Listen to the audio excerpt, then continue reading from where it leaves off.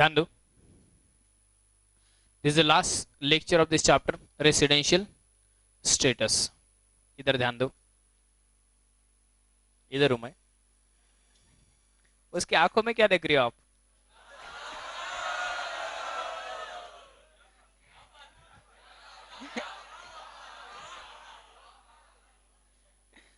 Discuss कर रहे थे number 1, income received in India. When can I say that income is received in India? If the place of first receipt is in India, then I'll say that income is received in India. Number 2, income accrued in India. Income deemed to be received in India. Income deemed to be received in India.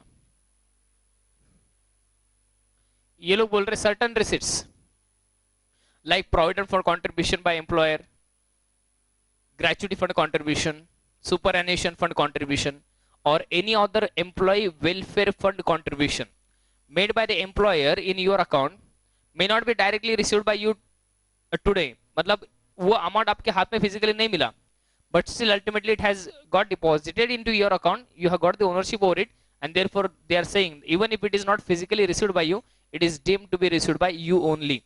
So that type of receipts which are being deposited in your account, the employer will be deemed to be received by you in India if that fund is maintained in India. Number 3, income accrued in India. Income accrued in India. अब income accrued in India का जो concept है ये इन लोगों ने head wise दिया हुआ है, बराबर क्या? इनकम accrued in India का जो कॉन्सेप्ट है वो कैसे दिया हुआ है? Head wise. मतलब किस तरह से? When it comes to salary, HP, PGBP, capital gain and other sources, ठीक है? सैलरी, उसके बाद HP, PGB, capital gain, others, these are the heads of income। और ये हेड वाइज इन लोगों ने बोला है कि हम कब बोलेंगे that income is accrued in India। बोलिए salary, if services are rendered in India, बराबर। What about HP? If HP is located in India,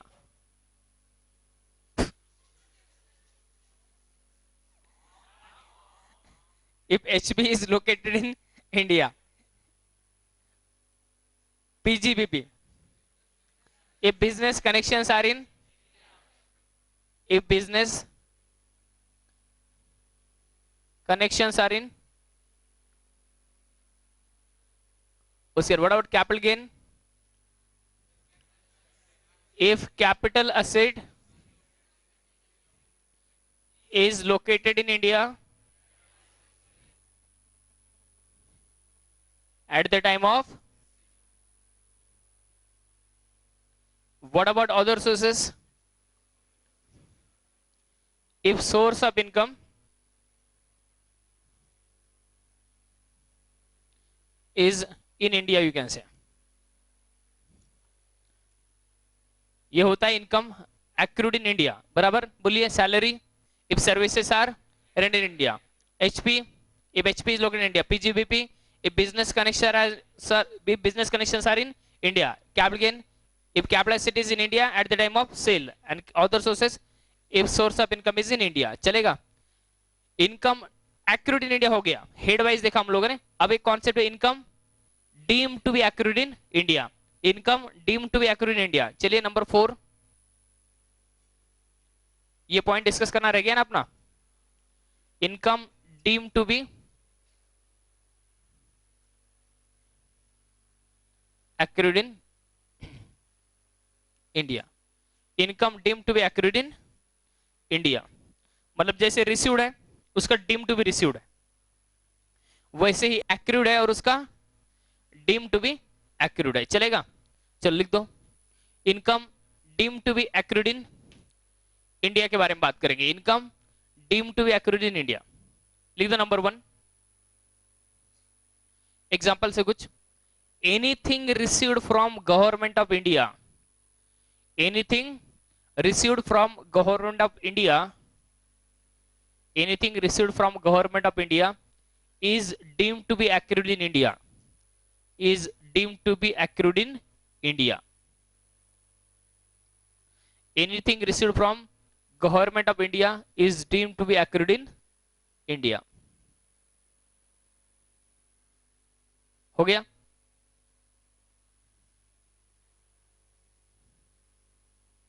उसके बाद गवर्नमेंट ऑफ इंडिया से कुछ भी मिलने दो, आउटसाइड इंडिया भी पेमेंट किया गवर्नमेंट ने उसको, लेकिन फिर भी ये लोग बोलते हैं deem to be accrued in India, क्योंकि सोर्स ऑफ इनकम जो है इंडिया में लोकेटेड है. उसके बाद dividend received, dividend received from Indian company, dividend received from Indian company is deemed to be accrued in India. Dividend received from Indian company is deemed to be accrued in India. Indian company से मिलने वाला dividend deemed to be accrued in India always. उसके बाद number 3, capital gain on transfer of shares of an Indian company. Capital gain on transfer of shares oblique करो, shares oblique debentures oblique bonds,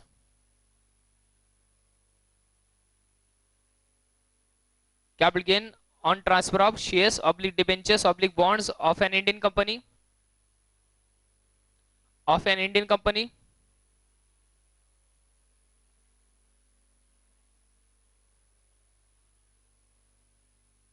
is deemed to be accrued in India. Is deemed to be accrued in India. उसके बाद retirement benefits, retirement benefits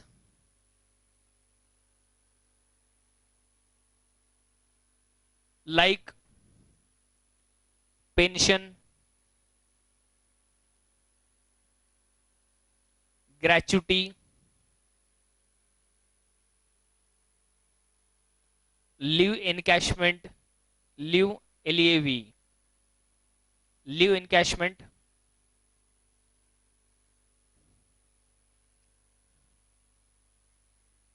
leave encashment,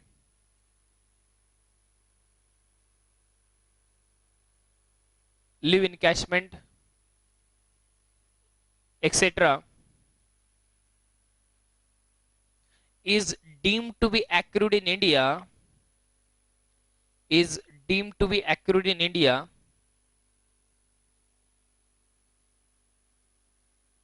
if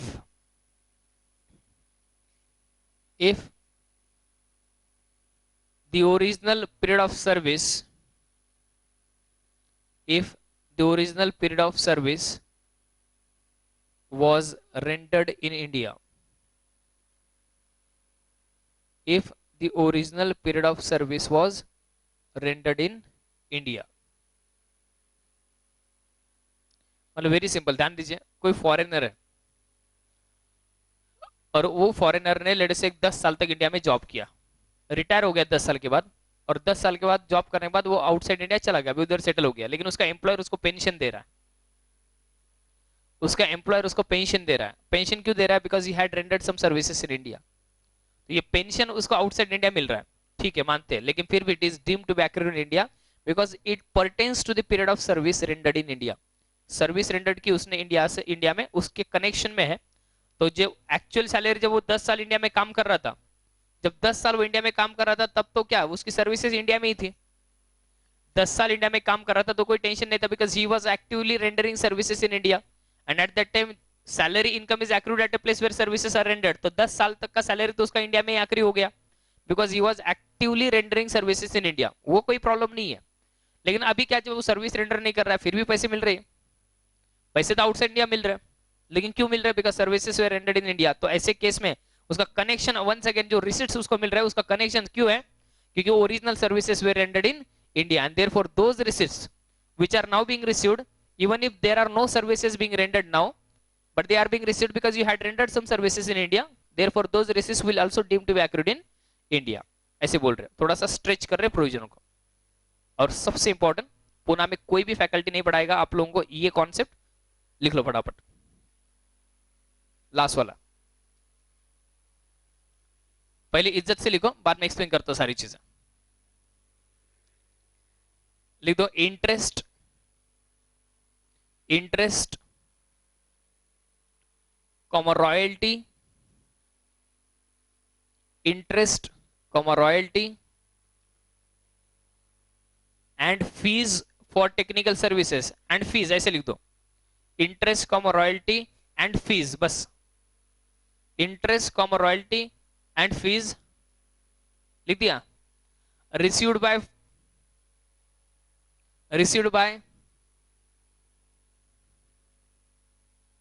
non-resident, received by non-resident is deemed to be accrued in India,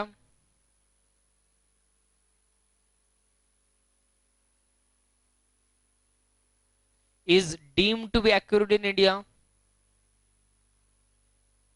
if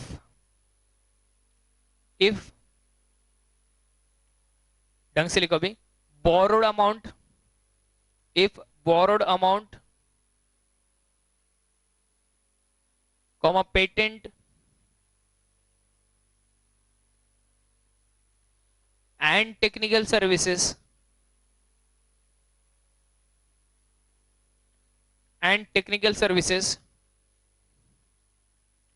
were used in India respectively, were used in India respectively.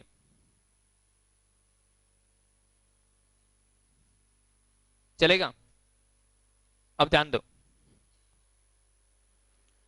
Income deemed to be accrued in India के बारे में बात करें।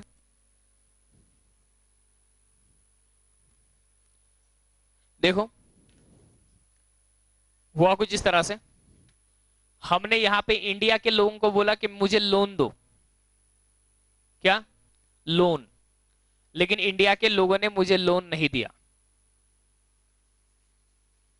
हमने India के लोगों को बोला लोन दो, लेकिन इंडिया के लोगों ने अपने को लोन नहीं दिया। लेकिन आउटसाइड इंडिया अपनी बहुत इज्जत है,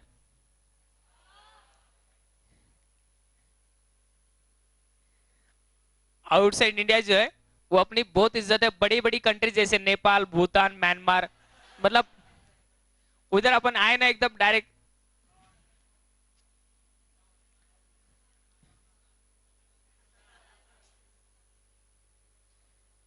ठीक है।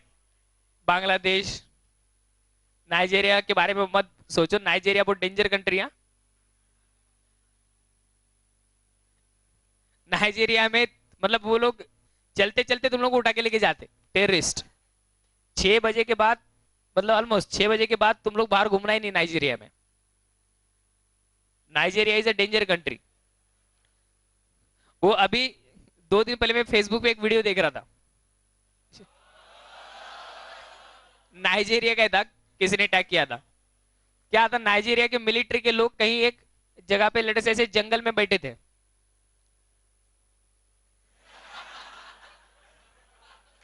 ठीक है, और एक बंदर आ जाता उनके बाजू में, ठीक है। नाइजीरिया की मिलिट्री के 3-4 लोग ऐसे बैठे हुए, एक बंदर आ जाता है, तो नाइजीरिया के ये मिलिट्री के लोग वो बंदर को चिढ़ाने लगते हैं सेम वे से ठीक है, नाइजीरिया के लोग वो बंदर को चिढ़ाने लग जाते, बंदर परेशान हो जाता। फिर वो क्या करता है, एक सोल्जर नाइजीरिया का, वो क्या करता, उसकी जो गन रहती है वो गन उसको दे देता, बड़ी लंबी चौड़ी गन रहती उसकी, ठीक है, तो गन उसको दे देता। अब वो गन से उसको बंदर को समझता, लेकिन बंदर पकड़ लेता। आप भी थी क्या वहां पे, है ना?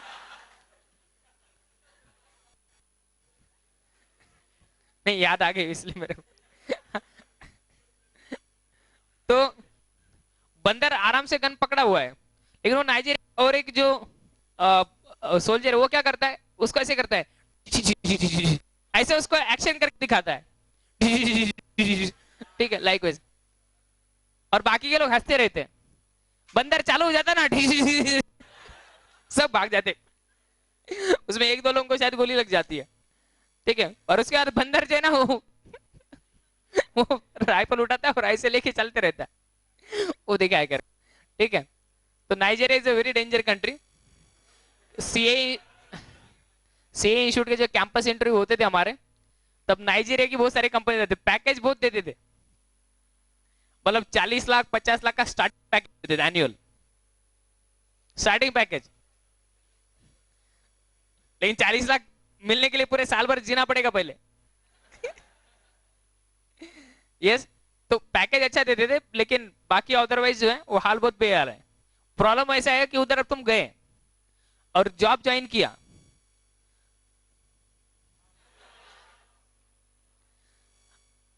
और उसके बाद लेट से 6 महीने में अपने को अर्जेंटली आना है, तो छोड़ते नहीं वो लोग, एम्प्लॉयर भी गुंडे उधर के, तो डेंजर है। ऐसे बहुत सारे लोग हैं कि जो गए वहां पे और उसके बाद मतलब अकाउंटेंट के पोस्ट पे गए ऐसे, उसके बाद छोड़ ही नहीं रहे उसको, 2-2 साल हो गए।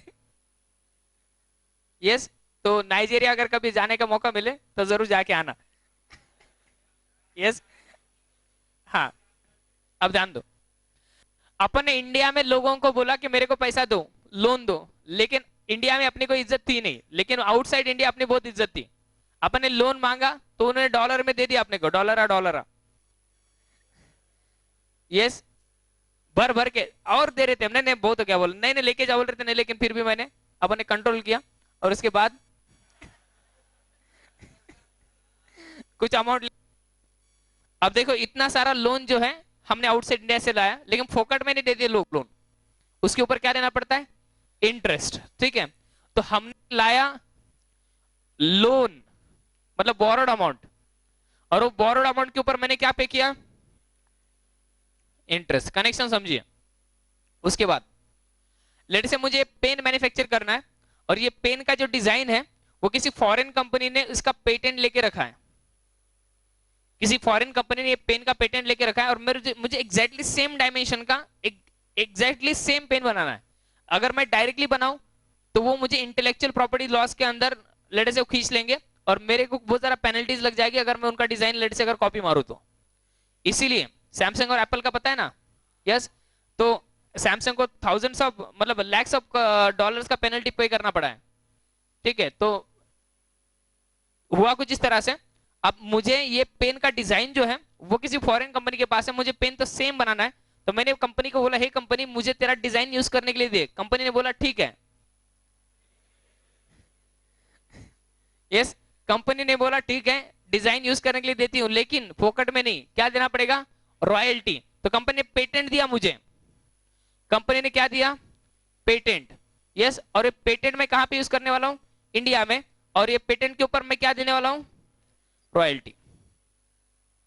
उसके बाद हमने क्या किया, आउटसाइड इंडिया की कोई कंसल्टेंसी फर्म है, हमारे यहाँ पे लेट से कोई प्रोजेक्ट चल रहा है, उस प्रोजेक्ट के रिलेशन में हमने कोई कंसल्टेंसी सर्विसेज आउटसाइड इंडिया से ली, टेक्निकल कंसल्टेंसी।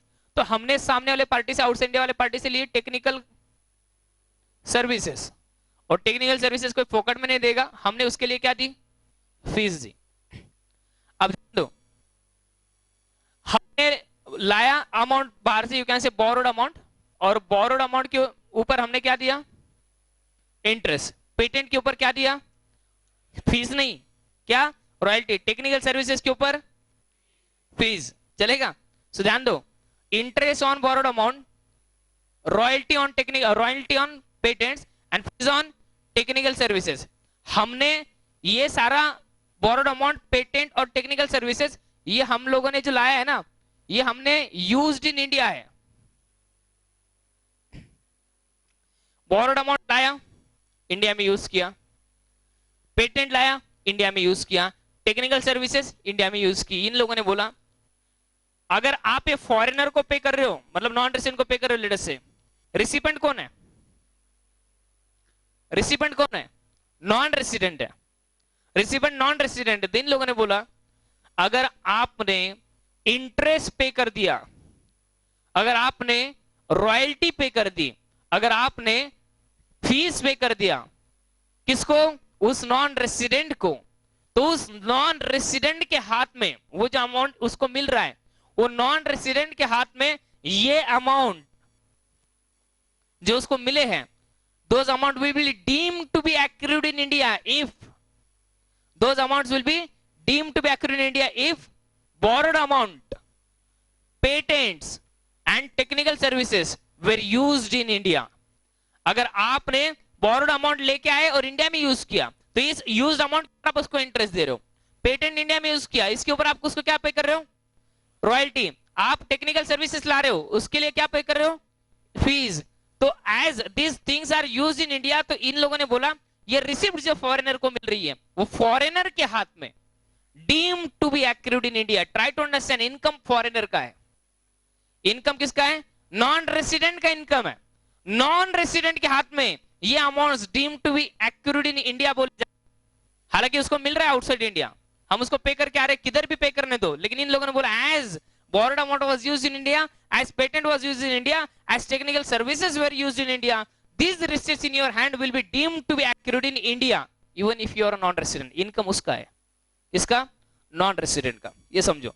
अगर ये अमाउंट लेके जाऊं मैं श्रीलंका, नॉन रेसिडेंट से लिया, श्रीलंका में अमाउंट यूज किया, where the borrowed amount is used, Sri Lanka, that interest आप पे करोगे उसको, ठीक है, नॉन रेसिडेंट का पे करोगे, लेकिन फिर भी अभी नॉन रेसिडेंट के हाथ में वो इंटरेस्ट जो है वो इंडिया में एक्रूड नहीं माना जाएगा, because borrowed amount was not used in India.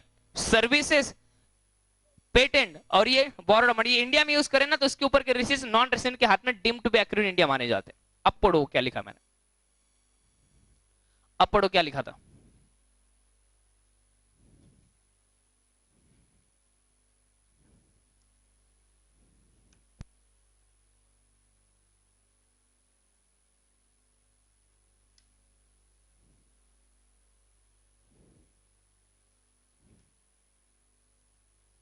ठीक है,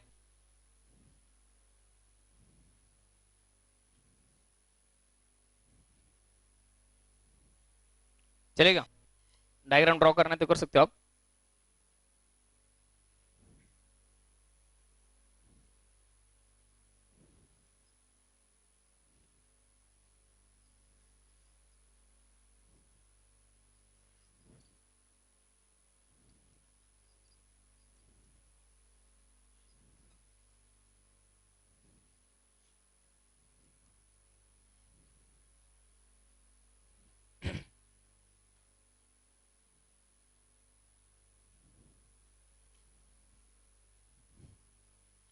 Deemed to be accrued in India in the hands of non-resident.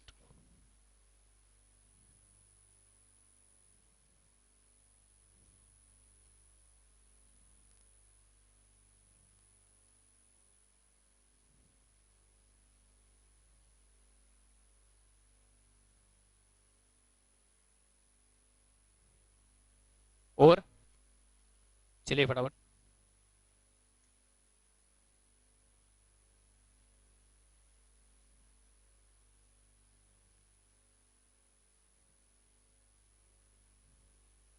लिख बाबा, डी है ये, एक एक अल्फाबेट देख के लिखता है बराबर, डी ई, हो गया।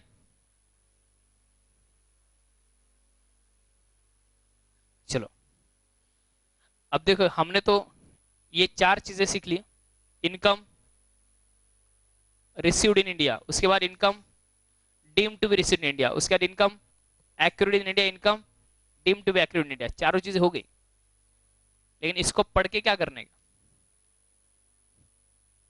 ठीक है, इनकम रिसीव्ड, उसके बाद deemed to be received, accrued, उसके बाद डीम्ड टू एक्रूड, इसके बारे में बात करेंगे, इसका और आपके रेसिडेंशियल स्टेटस का, आपके इनकम टैक्स के ऊपर, आपके टैक्सेबिलिटी के ऊपर उसका क्या इफेक्ट है।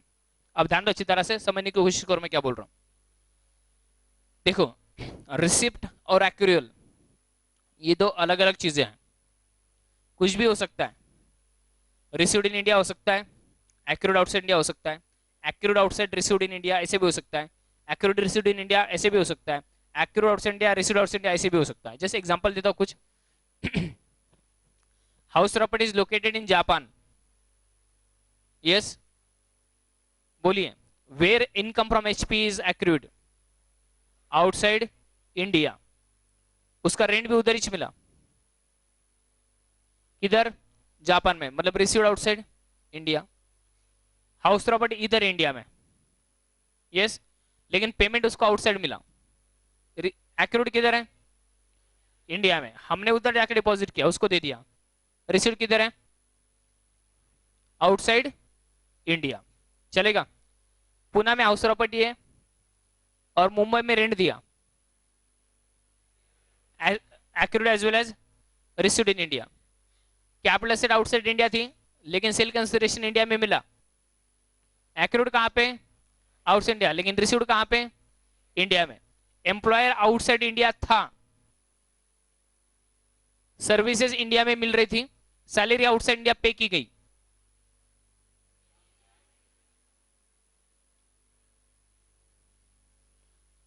एक्रूड इन इंडिया, क्यों, कि सर्विस इंडिया में रेंडर की। पेड आउटसाइड इंडिया मतलब received outside India.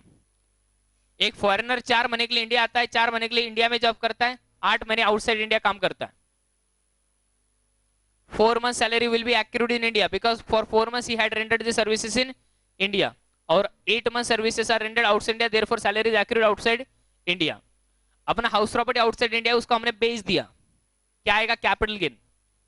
House property रखता हो तो इनकम हाउस आता है, बेच देता हो तो कैपिटल गेन आएगा, capital asset sold, capital gain आया। हाउस प्रॉपर्टी हमने आउटसाइड इंडिया की सेल करवा दी और 10 लाख रुपए मिले, 10 लाख रुपए मिले, उधर ही मिले। उसके बाद 3-4 लाख रुपए शॉपिंग में उधर ही हमने वेस्ट करवा दिए, और उसके बाद लेट्स से 10 लाख रुपए में से 3-4 लाख उधर गए, 6 लाख रुपए इधर इंडिया में लेके आया।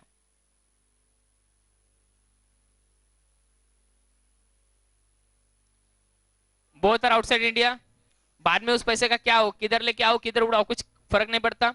यस, रिसिप्ट का मतलब है प्लेस ऑफ फर्स्ट रिसिप्ट, बाहर मिल गया फर्स्ट रिसिप्ट, बस रिसिप्ट आउटसाइड इंडिया हो गया, और already it was accrued outside India because house property was located outside India, चलेगा।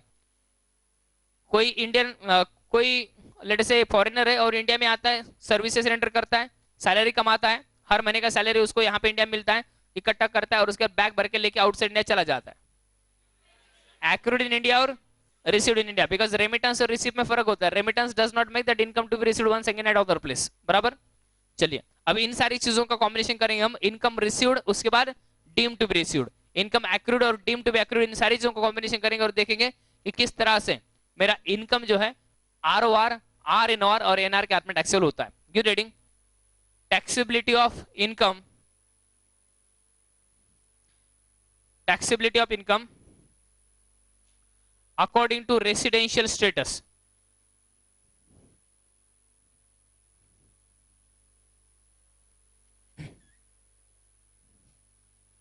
taxability of income according to residential status, taxability of income according to residential status।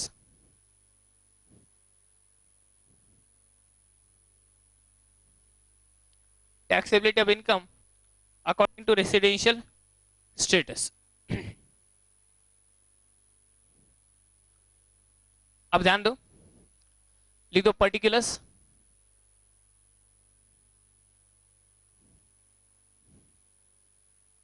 उसके बाद ROR, RNOR, NR, particulars ROR, RNOR, NR।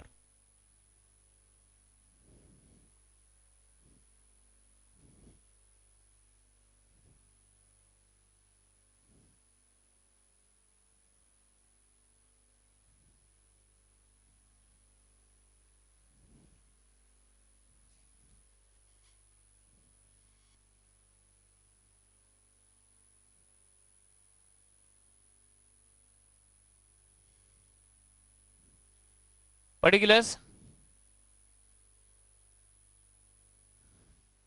ROR, RNOR, NR, ठीक है। अब समझ नहीं कुछ कर क्या बोल रहा हूं। हमने सबसे पहले खुद का रेसिडेंशियल स्टेटस डिटरमाइन करना है। आप क्या हो, आप ROR हो, RNOR हो, NR हो,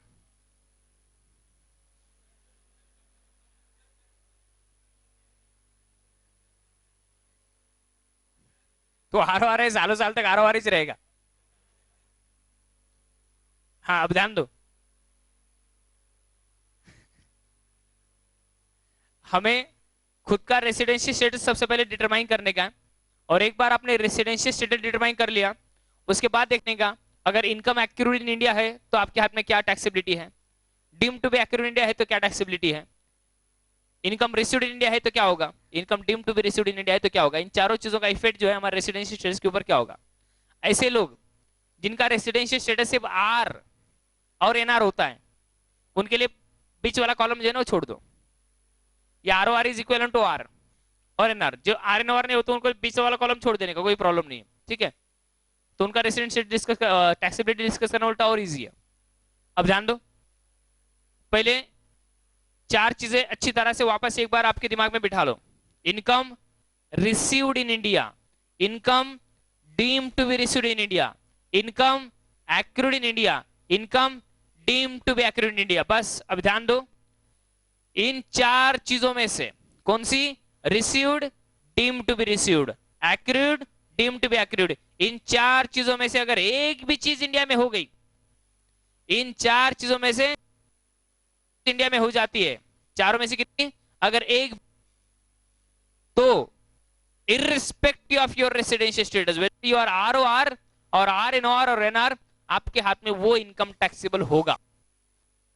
चारों में से अगर एक भी चीज अगर इंडिया में टैक्सेबल होती है, और इंडिया में होती है कौन सी, received, deemed to be received, accrued, deemed to be accrued, इन चारों में से अगर एक भी चीज इंडिया में होती है तो टैक्सेबल फॉर ऑल। क्या बोल रहा हूं, आप एनआर भी हो, एक्रूड इन इंडिया है ना, taxable, deemed to be accrued है टैक्सेबल, रिसीव्ड है taxable, deemed to be received taxable. इन चारों में से क्या, accrued, deemed to be accrued, received, deemed to be received, इन चारों में से अगर एक भी चीज अगर इंडिया में होती है, irrespective of your residential status, it is always taxable for all. समझ रहे हो। तो देखिए अब अच्छी तरह से, number 1, income received oblique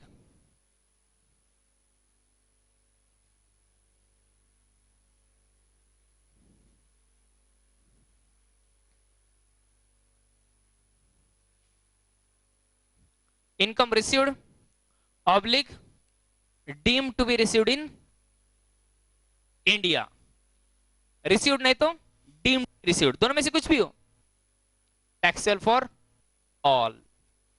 income received और डीम टू बी रिसीव्ड इन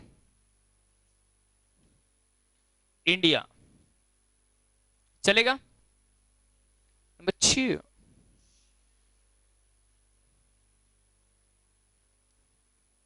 अब ध्यान दो, रिसीव्ड हो गया, बात करें एक्रूड के बारे में। Income accrued oblique deemed to be accrued in India,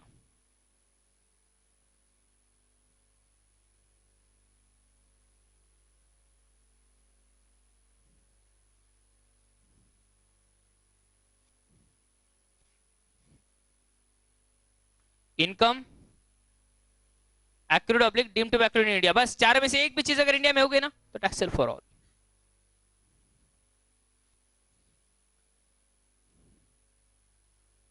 चारों में से एक भी चीज बहुत हो गया, चारों में से एक भी चीज अगर इंडिया में हो गई तो टैक्सेबल फॉर ऑल। अगर मैंने बोला house is located in Mumbai, rent is received, छोड़ो ना किधर रिसीव्ड हुआ, एलोकेटेड इन मुंबई ना, accrued in India, taxable for all. फिर रिसीव्ड तुम्हारा किधर भी हो, चारों में से एक चीज ना। तो देखो अगर एक्रूड इन इंडिया है तो रिसीव्ड का प्लेस काय को सोचते हैं, रिसीव्ड इन इंडिया एक्रूड का प्लेस काय को सोचते हैं। चारों में से एक भी तो टैक्सेबल फॉर ऑल है। समझ रहे हो, अगर चारों में से एक भी चीज अगर इंडिया में होती है तो टैक्सेबल फॉर ऑल है। तो आपको ये देखने की जरूरत नहीं है कि सारी चीज इंडिया में हो रही है क्या नहीं हो रही, आपका काम हो गया चारों में से एक भी चीज इंडिया में मिल गई ना, टैक्सेबल फॉर ऑल बोल देने का। अगर आपको बोला mister X is working in India, बस हो गया टैक्सेबल फॉर ऑल। मतलब क्या है, वर्किंग इन इंडिया मतलब services are rendered in India, accrued in India. फिर वो बोल रहे सैलरी इज रिसीव्ड आउटसाइड, अरे छोड़ना, एक्यूरेट इन इंडिया हो गया टैक्सेबल फॉर ऑल। तो चारों में से एक भी चीज अगर इंडिया में हो गई तो टैक्सेबल फॉर ऑल हो जाता है। लेकिन क्या होगा जब चारों की चारों चीजें आउटसाइड इंडिया, ध्यान दो, पहले केस में मैंने क्या लिया, रिसीव्ड इन इंडिया, दूसरे में बोला एक्यूर्ड इन इंडिया। अगर ऐसा केस बोलो कि रिसीव्ड आउटसाइड इंडिया लेकिन एक्यूर्ड इंडिया, तो इधर कवर हो जाता है। रिसीव्ड आउटसाइड इंडिया लेकिन एक्यूर्ड इन इंडिया बोलो तो इधर कवर हो जाता है, नहीं तो accrued outside India received in India बोलो तो इधर कवर हो जाता है। मतलब रिसीव्ड नहीं तो एक्यूर्ड, दोनों में से एक भी चीज अगर इंडिया में हो जाती है तो इधर कवर हो जाता है। लेकिन अगर सारी चीज आउटसाइड इंडिया है, received outside India, accrued outside India, सब कुछ, मतलब mister X has rendered services outside India, mister X has rendered services outside India, और उसके बाद उसको सैलरी भी उधर ही मिली, मतलब क्या है, services are rendered outside India, therefore salary income is accrued outside India. उसके बाद बोलिए रिसीव्ड आउटसाइड इंडिया, इसलिए received outside India, accrued outside India, सब कुछ आउटसाइड इंडिया है। तो ऐसे केस में क्या होगा, number 3, income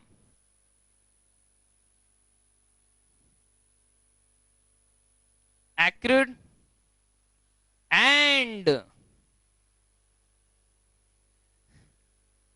and received outside India, income accrued and received, very very important one. मैंने और नहीं बोला है, अगर और बोलता तो कुछ ना कुछ तो भी आउटसाइड इंडिया हो रहा है, मतलब कुछ इंडिया में हो रहा है, ऐसा हो जाता। तो कंडीशंस को रिपीट नहीं करना आपको। एंड मतलब दोनों भी चीज आउटसाइड इंडिया, इंक्लूडिंग डीम्ड, मतलब वो डीम्ड, रिसीव्ड, डीम्ड, एक्यूर्ड, सब outside India, everything is outside India. ऐसे केस में ये लोग बोलते हैं आरओआर के लिए टैक्सेबल होगा, आरओएनआर और एनआर के लिए टैक्सेबल नहीं होगा। आरओआर के लिए टैक्सेबल होगा, आरएनआर और एनआर के लिए टैक्सेबल नहीं होगा। मैंने पहले ही बोला था, आरओआर बनना मतलब कुछ इंडिया में वर्ल्ड कप जीतने जैसी बात नहीं होती। मैं आरओआर बन गया हूं, वाओ, टेबल के हिसाब से तेरे पास सब कुछ टैक्सेबल हो गया, मतलब पूरा ज्यादा ज्यादा टैक्स भरना पड़ेगा, समझ रहे हो। तो आप जब बोल कि हम आरओआर बन गए, आरओआर बन गए लेटेस्ट इंडिया, इसका मतलब ये नहीं होता कि बहुत बड़ी बात हो गई। आरओआर बनना मतलब अच्छी बात नहीं है, उल्टा एनआर बनेंगे तो अच्छी बात है। आरओआर बनना मतलब बहुत ज्यादा इनकम इंडिया में टैक्सेबल होना चालू हो जाएगा। सिंपली सोचो इस प्रोविजन के हिसाब से, वो ठीक है, हम ये तो समझ रहे थे भाई रिसीव्ड इन इंडिया है तो टैक्सेबल, एक्यूर्ड इन इंडिया है तो टैक्सेबल, लेकिन इंडिया का जिधर संबंध भी नहीं कुछ तो भी बोलते टैक्सेबल आरओआर के लिए। एक्यूर्ड आउट से इंडिया हो, रिसीव्ड आउट से इंडिया, बोल रहे इनकम है ना बाबा टैक्सेबल। मतलब आरओआर के लिए बोलते हैं लोग, आरओआर के लिए global income is taxable, global income is taxable in hands of ROR. दुनिया में किधर भी इनकम कमाओ बस आरओआर से बोलेंगे दे टैक्स। मतलब हाउस प्रॉपर्टी जापान में, रेंट भी उधर ही मिला जापान में, accrued outside India, received outside India, लेकिन फिर भी taxable in hands of ROR, समझ रहे हो। Accrued outside India, received outside India तो भी आरओआर के लिए टैक्सेबल होता है। इस प्रोविजन के हिसाब से हम बोलेंगे that for ROR global income is taxable, चलेगा। एंड द लास्ट वन, एक स्पेशल कंडीशन पीजीबीपी के लिए इन लोगों ने बनवाया है, स्पेशल केस है।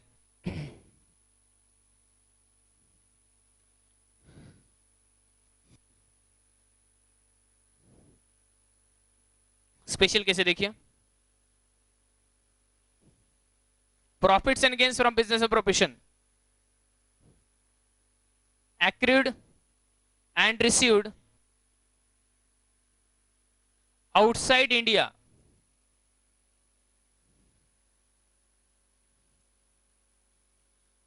profits and gains from business and profession accrued and received outside India from business oblique profession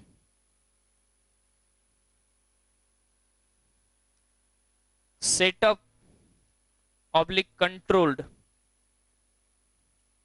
from India.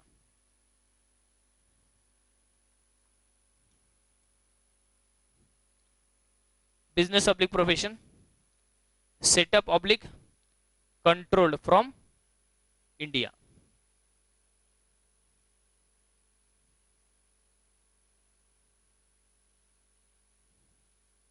चल रहे हो, ध्यान दो। अभी पीजीबी के केस में बोला,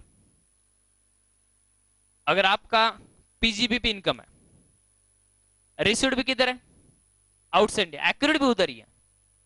लेकिन इन लोगों ने बोला अगर बिजनेस एंड प्रोफेशन अगर इंडिया में सेटअप था नहीं तो इंडिया से कंट्रोल था, तो इन लोगों ने बोला ऐसे केस में वो पीजी इनकम आरओआर और आरएनओआर दोनों के हाथ में टैक्सेबल होगा, एनआर के हाथ में नहीं होता, आरओआर और आरएनओआर दोनों के भी हाथ में टैक्सेबल होगा। एक्सप्लेन करता हूं उसको मैं, ध्यान दीजिए। अपना एक सीए का पार्टनरशिप फर्म है लेट्स से इंडिया में, सीए का फर्म है और सीए को, इस फर्म को ऑडिट मिला है दुबई बेस्ड किसी कंपनी का, तो अपना जो क्लाइंट है जिसको ऑडिट करने के लिए अपन जा रहे हैं वो लोकेटेड आउटसाइड इंडिया है। मेरा पीजीबीपी इनकम है और पीजीबीपी इनकम इंडिया में एक्रू होगा जब वो अपना क्लाइंट होगा इंडिया में है, तो लेकिन ये क्लाइंट कहां पे है, लेट्स से आउटसाइड इंडिया, तो मेरा कस्टमर आउटसाइड इंडिया है, इसीलिए मेरा इनकम जो ऑडिट फीस मुझे मिल रहा है वो एक्रूड आउटसाइड इंडिया है। उसी के साथ उसने ऑडिट फीस उधर ही दे दी मेरे को, मतलब रिसीव्ड भी किधर ही है, आउटसाइड इंडिया। तो ये लोग बोल रहे हैं ऐसे केस में जहां पे आपका बिजनेस प्रोफेशन इंडिया में सेटअप है लेकिन आपका इनकम इंडिया में आउटसाइड इंडिया एक्री हो रहा है और रिसीव्ड भी उधर ही हो रहा है, तो वो इनकम हम आरओआर के साथ आरएनओआर को भी टैक्सेबल करेंगे। आरओआर के लिए तो होता ही था, नो प्रॉब्लम, आरओआर के लिए तो ग्लोबल इनकम इज टैक्सेबल, लेकिन इस पीजीबी के केस में हम किसको पकड़ेंगे और आरएनओआर को, provided that business and profession was setup in India और कंट्रोल फ्रॉम इंडिया। हाँ, अगर बाकी का इनकम है, हाउस प्रॉपर्टी इनकम है, accrued outside India, received outside India, तो सिर्फ आरओआर, आरएनओआर के लिए नहीं। सैलरी इनकम है, received outside India, accrued outside India, तो सिर्फ आरओआर। कैपिटल है, received outside India, accrued outside India, सिर्फ आरओआर। अदर सोर्स है, received outside India, accrued outside India, सिर्फ आरओआर। लेकिन पीजीबी इनकम है, received outside India, accrued outside India, not necessarily, आगे बोलने दो। Received outside India, accrued outside India वो तो है, लेकिन business and profession was setup in India, तो आरओआर आरएनओआर। लेकिन रिसीव्ड भी आउटसाइड इंडिया, एक्रूड भी आउटसाइड इंडिया, लेकिन business and profession was not set up in India, even not control from India, तो ओनली आरओआर। ये आरएनओआर को कब खींचेंगे, जब बिजनेस प्रोफेशन आइदर कंट्रोल और सेटअप इन इंडिया है, तो आपको दिया जाएगा क्वेश्चन में अच्छी तरह से। अब ध्यान दो, ये जो स्पेशल केस है, इस स्पेशल केस को फॉर द टाइम बिंग आप भूल जाओ, लिखा है हम लोगों ने, यस, जब आएगा तब बात करेंगे इसकी। इसमें ये ऊपर तीनों जो कंडीशन है इससे अपना काम चल जाएगा, ध्यान दो, वो जब केस आएगी तब बात करेंगे हम, लेकिन इससे काम चल जाता है। पहली चीज, received in India taxable for all, accrued in India taxable for all, received and accrued both outside India taxable only for ROR. yes, अब देखिए आप मुझे बोलेंगे किस असेसी के हाथ में कितना इनकम टैक्सेबल होगा, किस असेसी के हाथ में कितना इनकम टैक्सेबल होगा। टेबल आपके सामने है, यस, टेबल आपके सामने। अब ध्यान दो अच्छी तरह से, services are rendered in India, salary 1 lakh rupees की आउटसाइड इंडिया रिसीव्ड हो गई। Services are rendered in India, therefore accrued in step by step, therefore accrued in India and therefore taxable for all।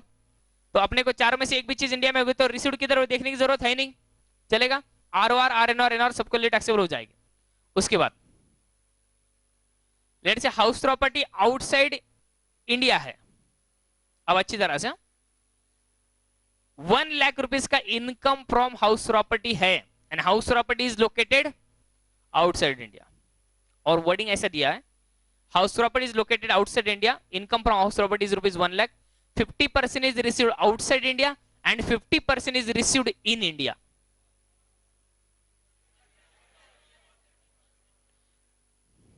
पहले सुन लो अच्छी तरह से, house property is located outside India, income from HP is 1 lakh, 50% is received outside India, मतलब 50% के लिए place of first receipt is outside India, and balance 50% is received in India, मतलब वो 50% के लिए place of first receipt is in India, ऐसे बोल रहे हैं। बोलिए अभी पहले एक तो बात स्टेप बाय स्टेप देखिए, आप अगर आरओआर हो तो कुछ सोचने की जरूरत भी नहीं, कुछ भी होने दो, आरओआर के लिए सिर्फ इनकम होना जरूरी है भाई, ग्लोबल इनकम टैक्सेबल होता है, किधर भी होने दो टैक्सेबल है क्या, तो आग बंद करके बोलने का 1 लाख रुपए आरओआर, देखो भी मत एक्रूड किधर है रिसीव्ड किधर, किधर भी होने दे, आरओआर के लिए 1 लाख रुपए टैक्सेबल है। अब आरएनओआर और एनआर के हाथ में टैक्सेबल करने के लिए उनके लिए कम से कम रिसीव्ड नहीं तो एक्रूड कुछ ना कुछ तो भी इंडिया में होना मांगता है, आर एन और एनआर इनके हाथ में टैक्सेबिलिटी के लिए ग्लोबल इनकम नहीं है। ग्लोबल इनकम टैक्सेबल होता है कि आर एन और एनआर के हाथ में? नो। आर एन और एनआर के लिए कम से कम रिसीव्ड नहीं तो एक्रूड, कुछ ना तो इंडिया में होना चाहिए। अब house property is located outside India, अब एक्रूड इंडिया कैसे हो सकता है? तो उससे भी छूट गए हो। तो देखते हैं रिसीव्ड। रिसीव्ड में भी 50% रिसीव्ड आउटसाइड इंडिया, तो उसके लिए भी पकड़े नहीं जाएंगे। जो 50% के लिए place of first receipt in India है उसके लिए पकड़े जाएंगे। मतलब टैक्सेबिलिटी कुछ इस तरह से होगा 1,50,000 50,000। ये 50-50 जो आ रहा है ना वो 50% रिसीव्ड के बेसिस पे आ रहा है, चलेगा। उसके बाद आपको बोला गया कैपिटल एसेट आउटसाइड इंडिया है और उसको उधर सेल कर दी, कैपिटल गेन 5 लाख रुपए का उधर मिल गया। कैपिटल एसेट आउटसाइड इंडिया वाली 5 लाख रुपए कैपिटल गेन है, आउटसाइड इंडिया कैपिटल एसेट बेच दी, 5 लाख रुपीज का कैपिटल गेन है, 5 लाख रुपीज उधर मिल गए। उसमें से 2.5 लाख रुपए हमने उधर लेटर से हमारे कुछ फैमिली मेंबर्स के लिए एक्सपेंडिचर करवा दिया और 2.5 लाख रुपए इंडिया में बैग भर के लेके आए।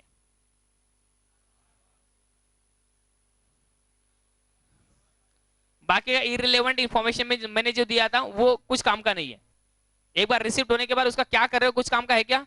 नहीं है। सिर्फ क्या है, हमने बोला हाउस ये जो capital asset that was located outside India therefore capital gain was accrued outside India, capital gain accrued outside India हुआ था। अब रिसिप्ट के बारे में उधर ही मिल गया, मतलब एक्रूड भी उधर रिसिप्ट भी उधर। ध्यान दो आर के लिए टैक्सेबल होगा, लेकिन आर एन और एनआर के टैक्सेबिलिटी के लिए आर एन और एनआर उनके लिए कम से कम क्या होना चाहिए? रिसीव्ड, नहीं तो क्या होना चाहिए? एक्रूड। और रिसीव्ड भी नहीं होता इंडिया में, एक्रूड भी नहीं होता, तो क्या है? बोलिए। सिर्फ कौन? R O are.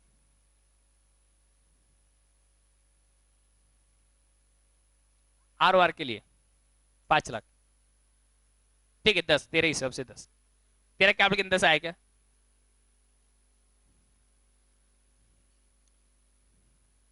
ठीक है ना, 5-10 कुछ amount is not relevant. Amount 1 crore पकड़ो, कुछ पकड़ो, अमाउंट नहीं, कॉन्सेप्ट देखो, सेंटेंस देखिए, ठीक है। अब ध्यान दो, हाउस प्रॉपर्टी मद्रास में है, मतलब चेन्नई, यस। अब मद्रास में हाउस प्रॉपर्टी है, मतलब चेन्नई में हाउस प्रॉपर्टी है, और हाउस प्रॉपर्टी चेन्नई में है और रेंट आउटसाइड इंडिया मिला। ऑल, बस बराबर, बोलने की जरूरत है ही नहीं, बराबर। उसके बाद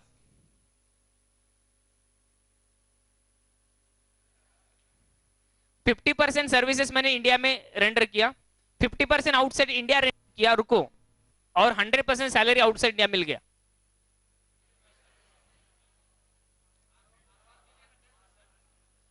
फिफ्टी परसेंट सर्विसेज इंडिया में रेंडर किया, 50% सर्विसेज आउटसाइड इंडिया रेंडर किया, और 100% सैलरी आउटसाइड इंडिया मिल गया।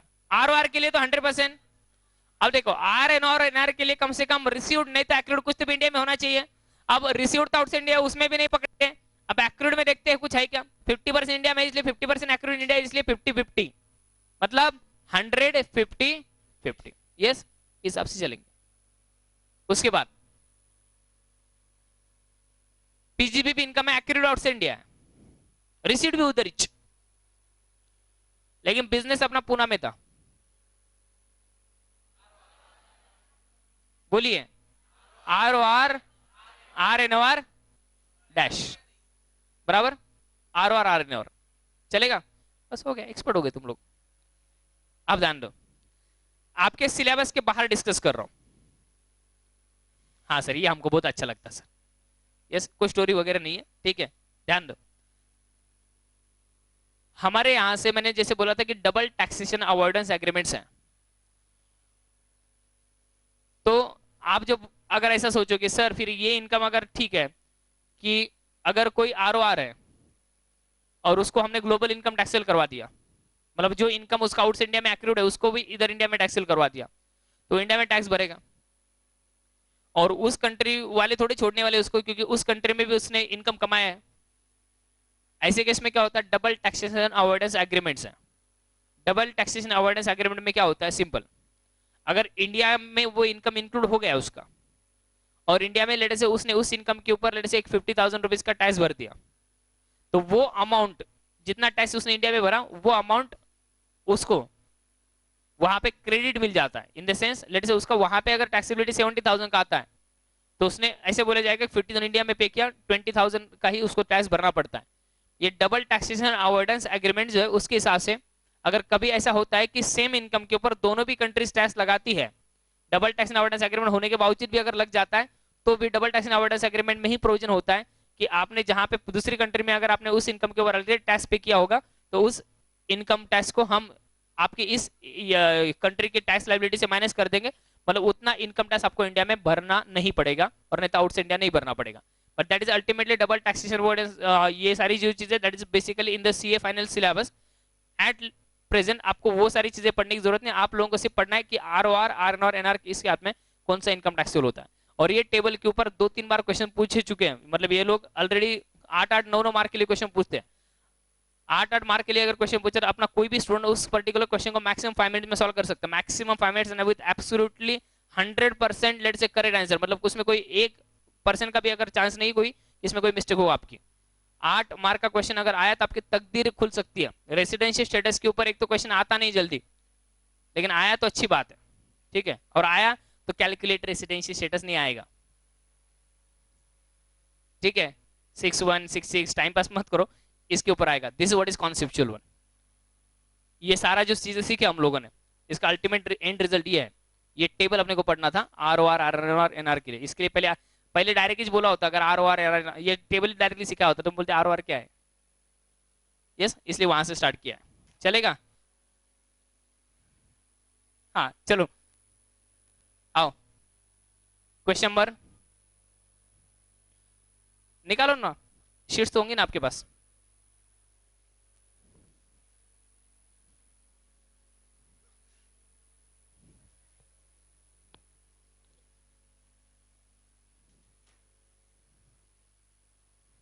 शिफ्ट हो जाओ।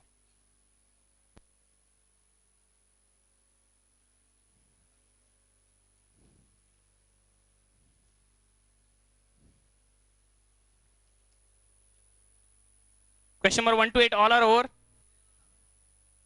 क्वेश्चन नंबर 9 और 10, 9 इधर करेंगे, 10 पहचान कौन, homework.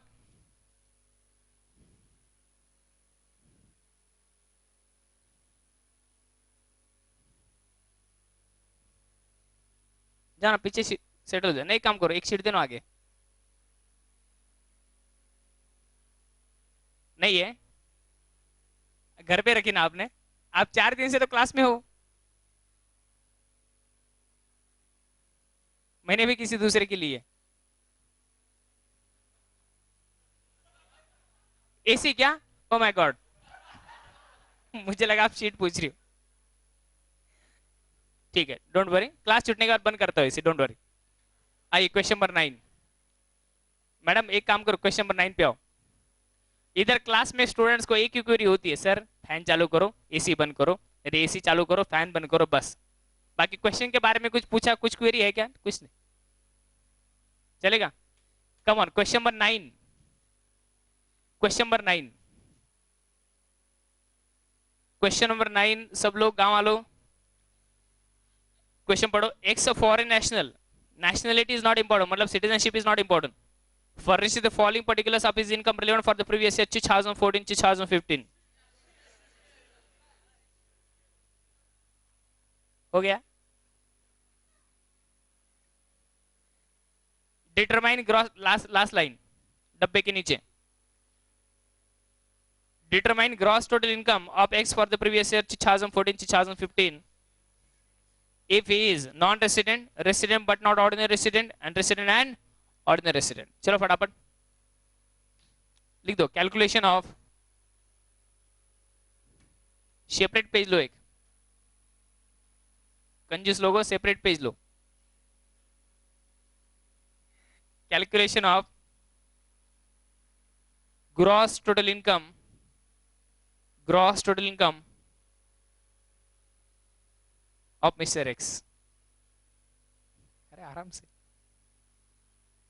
Calculation of gross total income of mister x, particulars ROR. एक काम करो, ओए पहले ही बोल देता, तुम लोग ये कॉलम्स नहीं, ढंग से बनते नहीं है, जिस जहां पे जितना जगह छोड़ने का उसके हिसाब से, पर्टिकुलर बड़ा करने का तो उसको छोटा करते और बाद में अमाउंट्स बड़े करते। पर्टिकुलर सबसे बड़ा और उसके बाद ये आर ओ आर एन और एन आर, ये तीन कॉलम 25% ऑफ द स्पेस में एडजस्ट कर लो। पर्टिकुलर्स, उसके बाद एक्सट्रीम लेफ्ट को और एक्सट्रीम राइट को, जो भी है, आर ओ आर एन और एन आर, उसमें अमाउंट ही लिखने बस मुझे। Particulars R O R N O R N are.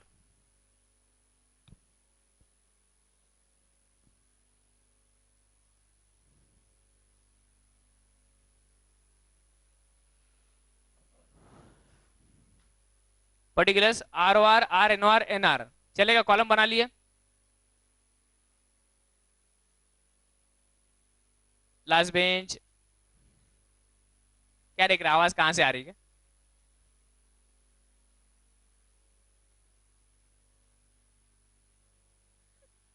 बेचे नहीं तो क्या बात है? कुछ ना होते भी है, नहीं है, होना चाहिए। हाँ,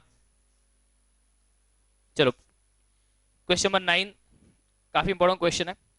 हर एक चीज के एक्सप्लेनेशन के लिए प्रॉपरली ध्यान दो। बना लिया आपने column? Particulars R O R N R N R. Number 1, ध्यान दो, पहले सेंटेंस पहले पढ़ेंगे, बाद में लिखते हैं। Profit on sale of plant at London. Plant का मतलब है प्लांट एंड मशीनरी। प्लांट का मतलब है प्लांट एंड मशीनरी। अब ध्यान दीजिए अच्छी तरह से, profit on sale of plant at London. अब ध्यान दीजिए अच्छी तरह से, प्लांट कहां पे? London, outside India. मतलब ध्यान दो, capital city is located outside India, मतलब क्या एक्यूरेट आउटसाइड इंडिया? यस। अब ध्यान दो, एक्यूरेट आउटसाइड इंडिया, तो ठीक है ना, आर ओ आर के लिए टैक्सेल हो गया, लेकिन आर एन ओ आर और एन आर के लिए कम से कम ऑक्सीजन इंडिया में होना चाहिए। अभी एक्यूरेट आउटसाइड इंडिया है, तो इसलिए एक्यूरेट से छूट गए। 1/5 इज रिसीव्ड इन इंडिया, 1/5 के लिए तो पकड़े जाएंगे ना। यस, मतलब क्या होगा बताएगा? 146 मतलब 100%, उसके 1/5 मतलब 20%, 20%, सॉरी 1/2 मतलब क्या है? 100% और 50%, 50%, लाइकवाइज। चलेगा? फटाफट ले लो। Number 1, profit on sale of plant at London.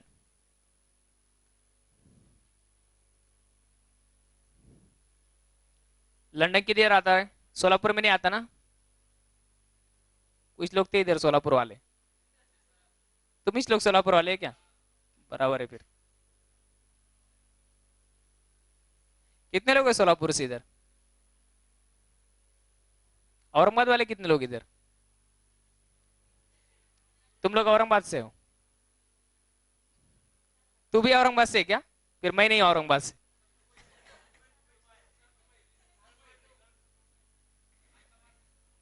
Karnataka वाले कितने हैं? इतने लोग कर्नाटक से? इल्ला।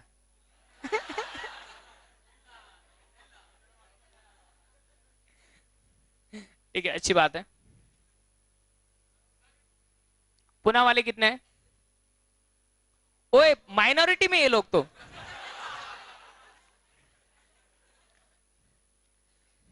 फिर सबसे ज्यादा लोग कौन सी सिटी से है?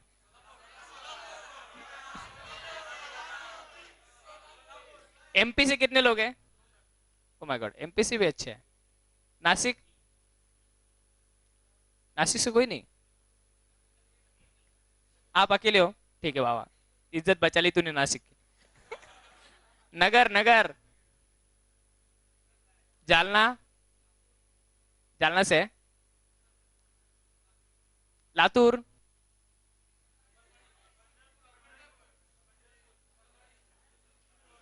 ठीक है। भोसरी?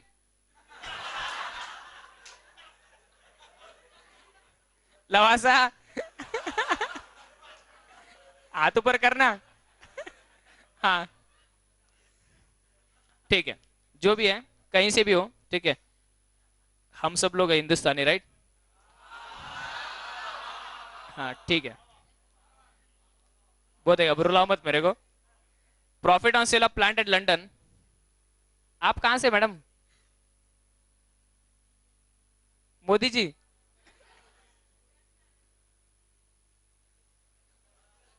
ना गुजरात में ना महाराष्ट्र में, वो ऑर्डर पे बोले।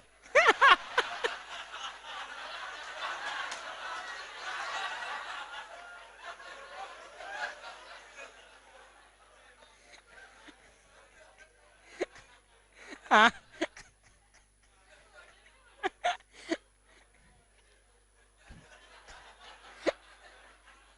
ध्यान दो,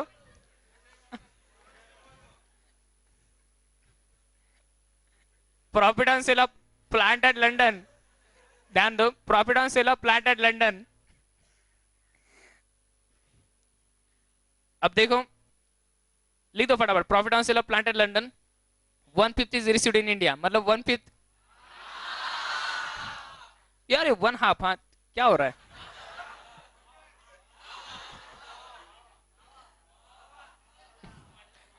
ठीक है, ध्यान दो, नजर हटी, दुर्घटना घटी।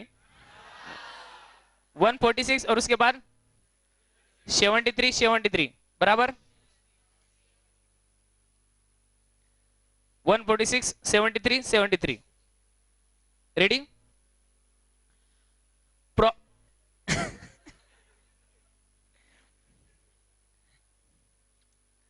Profit on sale of plant at Delhi, बस profit on sale of plant at Delhi, बाकी कुछ बोलने की जरूरत है नहीं, डायरेक्ट टैक्सेबल फॉर ऑल, अंदर का कुछ देखो मत, 1/2 इज रिसीव्ड इन लंदन वगैरह छोड़ो, एक्यूरेट इन इंडिया है ना, बस 102 रे वाह। Profit on sale of plant eight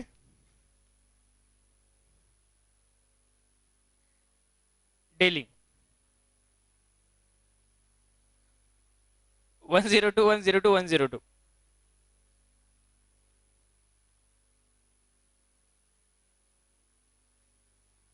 हाँ, ध्यान दो अच्छी तरह से, मोस्ट इंपोर्टेंट वन, नहीं गलत है। Salary from an Indian company received in London, ध्यान दो, सैलरी के लिए ये नहीं देखने का कि कंपनी कौन सी है, ये देखने के सर्विसेज किधर है। सैलरी के लिए, एक्यूरेट के लिए कॉन्सेप्ट क्या दिखाया हमने, वेयर सर्विसेज आर रेंडर्ड, तो यहां पे क्या दिया है, salary from an Indian company, salary from an Indian company received in London. अब ध्यान दो, 1/2 is paid for rendering services in India, रुको, salary from an Indian company इन लोगों ने दिया रिसीव्ड इन लंदन। अब ध्यान दो, रिसीव्ड इन लंदन, तो रिसीव्ड 100% आउटसाइड इंडिया है क्या? यस, रिसीव्ड बोल रहा हूं, ध्यान दो, तुम लोग शांत बैठो सब, कुछ लोगों को फिर कंफ्यूजन होता है, तुम लोग सब लोग पार्टिसिपेट मत हो जाओ unless and until I ask. रुको, salary from an Indian company received in London, ऐसा स्टेटमेंट है, रिसीव्ड इन लंदन मतलब 100% received outside India, so 100% is received outside India. ठीक है, आरओआर के लिए तो हमने पकड़ लिया, तो रिसीव्ड के बेसिस पे आर एन आर और एनआर अभी तक पकड़ने गए क्योंकि रिसीव्ड आउटसाइड इंडिया था। अभी लोगों बोला 1/2 is paid for rendering services in India, 1/2 जो पेमेंट हुआ आउटसाइड इंडिया ही हुआ है, लेकिन वो 1/2 जो है वो half services rendered in India की वजह से, तो इसका मतलब क्या है, 50% services were rendered in India, मतलब 50% वाज एक्यूरेट इन इंडिया, तो आर एन और एनआर कम से कम 50% के लिए तो टैक्सेबल बनेंगे, तो इस 60-30-30 तुम लोगों ने बोला वही था लेकिन कंफ्यूजन के साथ था, 60-30-30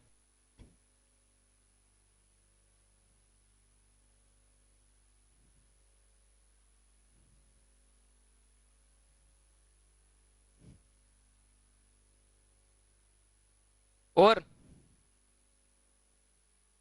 नेक्स्ट वन, ध्यान दीजिए, नेक्स्ट वन, वो सारा सेंटेंस मत लिखते जाओ तुम लोग, डायरेक्ट ब्रैकेट करने लिखने का, salary from Indian company received in London, बस हो गया वो, यस लिख दिया 60-30-30। Next one, interest on UK development bonds, UK मतलब बुरोड़ी कांचन,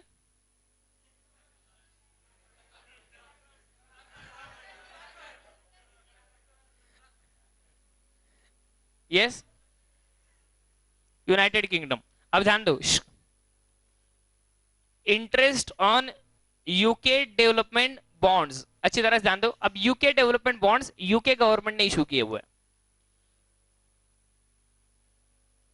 यूके डेवलपमेंट बॉन्ड्स जो है वो किसने इशू किए, यूके गवर्नमेंट। अब ध्यान दीजिए अच्छी तरह से, इस यूके डेवलपमेंट बॉन्ड्स के ऊपर का जो इंटरेस्ट आ रहा है that is income from other source, head भी डिफाइन करो कौन से हेड में इनकम जा रहा है, इनकम फ्रॉम अदर सोर्स, और इनकम फ्रॉम अदर सोर्स के केस में एक्रूड के लिए कॉन्सेप्ट है, income from other source is accrued in India if the source of income is located in India. अब सोर्स जो है ना, मतलब पेयर जो है वो यूके गवर्नमेंट है, that pair is also located outside India. If the pair is located outside India, is therefore this interest is accrued outside India. Interest on UK development bond, it is an income from other source and pair is located outside India because it's UK government जिसने issue किए थे ये bonds, हमने उसमें invest किया था, उस अपने को इंटरेस्ट दे रही है, लेकिन पेयर जो आउटसाइड इंडिया वाला है, इसलिए एक्रूड आउटसाइड इंडिया है. एक्रूड क्या है? Outside India. तो इन लोगों ने क्या बोला? Interest on UK development bond entire amount is received in London. मतलब क्या है? एक्रूड आउटसाइड इंडिया और रिसीव्ड भी आउटसाइड इंडिया. एक्रूड भी आउटसाइड इंडिया और रिसीव्ड भी आउटसाइड इंडिया. एक्रूड क्यों outside India? Because UK government है, वो पे कर रही है इनकम फ्रॉम अदर सोर्स, तो source of income is located outside India. और रिसीव्ड भी आउटसाइड इंडिया, तो कौन? ROR, only ROR. यस, ले लो. Interest on UK development bonds 40,000 dash dash.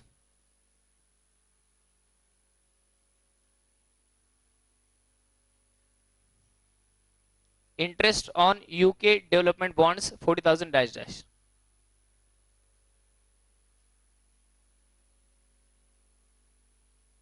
Yes. Next, income from property in London received there. Income from property in London मतलब outside India accrued. Yes, and received there मतलब received भी outside India. तो क्या है? Only ROR. Accrued outside India and received भी outside India. ले लो. Income from property in London received there 30,000 dash dash.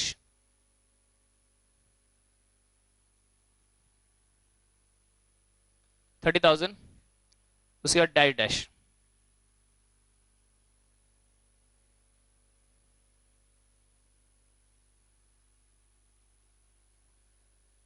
चलेगा? सब लोग ध्यान दो. Income from agriculture in London, पहली चीज ध्यान दो, जब हम बात करें एग्रीकल्चर इनकम के बारे में, रुको, जब हम एग्रीकल्चर इनकम के बारे में बात करते हैं, agriculture income what we say that agriculture income is exempt from tax. ये मेरा जनरल स्टेटमेंट है. उसके लिए कंडीशन ये है, एग्रीकल्चर इनकम के चैप्टर में हम पढ़ेंगे that for that agriculture land shall be located in India. Indian farmers का इनकम एग्जेम्प्ट है, जो इंडिया में एग्रीकल्चर एक्टिविटीज कर रहे हैं उनका इनकम एग्जेम्प्ट है. अगर आप आउटसाइड इंडिया की अगर आपके एग्रीकल्चर लैंड है, वहां पे अगर आप एग्रीकल्चर इनकम कमाते हो तो एग्जेम्प्ट नहीं है. चलेगा? अब ये कहां पे land? Income from agriculture in London received there. Wait, income from agriculture in London मतलब एग्रीकल्चर कहां पे? Outside India. Accrued outside India. Received भी किधर? उधर ही. मतलब accrued outside India, received outside India. बाद में रिसीव्ड के बाद कुछ कर रहे, वो उसके बारे में बोल रहे हैं. half of which is used for meeting hostel expense of excess son in England and remaining amount is later on remitted to India. बाद में वो अमाउंट का क्या करे अपने कुछ लेना देना है नहीं. एक्रूड आउटसाइड इंडिया था और रिसीव्ड भी आउटसाइड इंडिया था, only ROR. Income from agriculture in London received there 25,000 dash dash.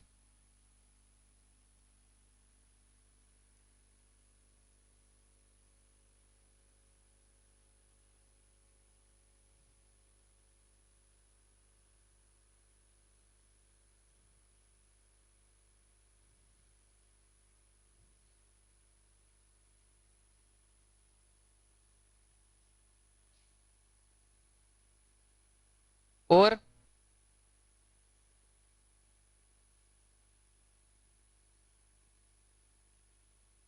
Ready, dividend received in London from a company registered in India. बस कंपनी रजिस्टर्ड इन इंडिया का मतलब होता है Indian company. उसने दिया हुआ डिविडेंड मतलब deemed to be accrued in India. बाकी वो रिसीव्ड किधर है, वो लंदन में एक्सेट्रा, वो छोड़ो. मेनली ऑपरेटिंग इन यूके वगैरह वो छोड़ो. Registered in Indian company. Wait लिखो मत, लिखो मत. Dividend received from Indian company, ऐसी बात है वो. फिर वो रिसीव्ड कहां पे होने, तो deemed to be accrued in India है क्या? यस. लेकिन ध्यान दो, आगे जाके हम एक सेक्शन 1034 पढ़ेंगे. ये एक्रूड इन इंडिया है, लेकिन 1034 बोलता है that dividend income from domestic companies that is Indian companies is fully exempt.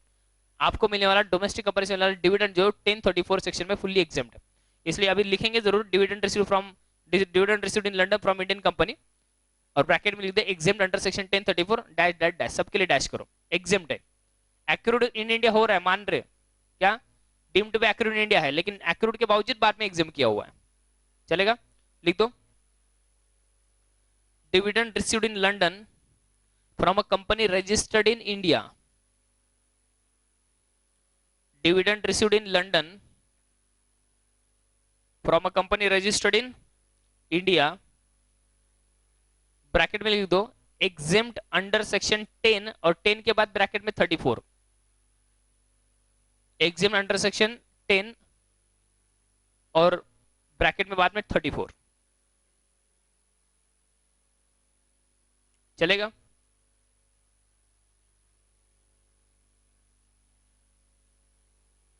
Next,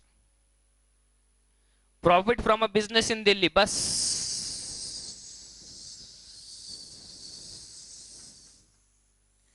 yes, profit from business in Delhi, बस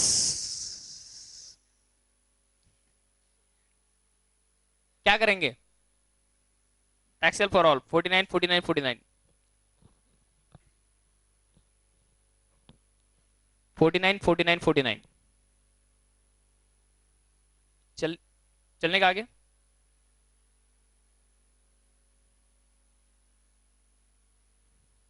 यस, ध्यान दो, rental income from a property in Nepal, rental income from a property in Nepal, property किधर है? नेपाल में। अब देखो income accrued outside India है, yes, by the tenant, deposited by the tenant in a foreign branch of an Indian bank operating there, SBI Nepal मतलब काठमांडू में deposit किया उसने, प्रॉपर्टी नेपाल में है, मतलब income accrued outside India, उसने deposit करते टाइम अपनी जो इंडियन बैंक है वहां पे ऑपरेट करे उसमें डिपॉजिट किया, मतलब रिसीव्ड भी क्या पे आउटसाइड इंडिया है, एक्रूड आउट से इंडिया और रिसीव्ड भी आउट से इंडिया, बोलिए आर ओ आर, सिर्फ R O R, rental income from property in Nepal लिखो बस।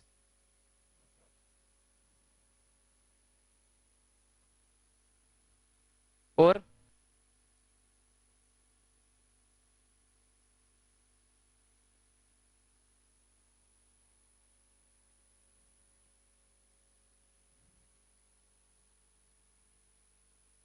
Rental income from a property in Nepal, चलेगा?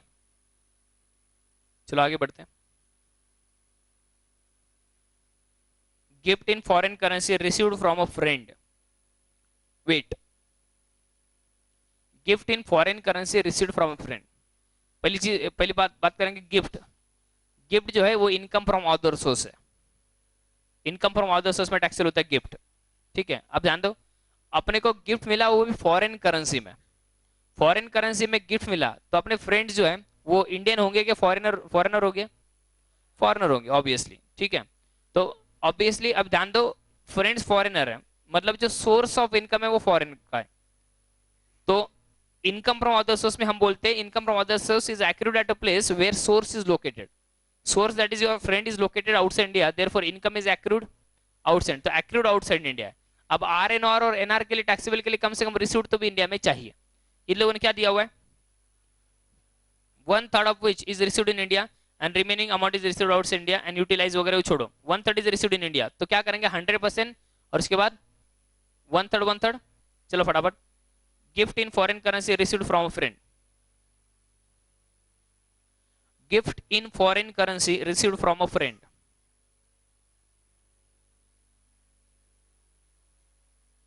gift in foreign currency received from a friend,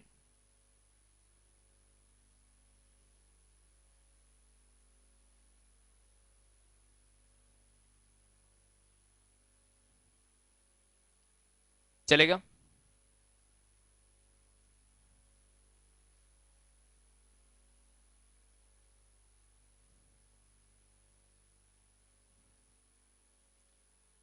no problem, आराम से, सिर्फ सोना मत क्लास में। चलो 370 और उसके बाद 1,23,333 और वापस 123,333, चलेगा? ले लो total gross total income, gross total income,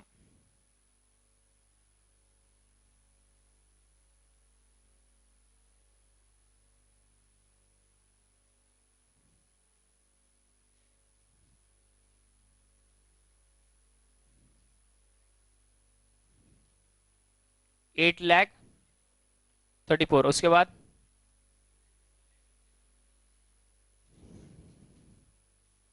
377, 333, last column is same.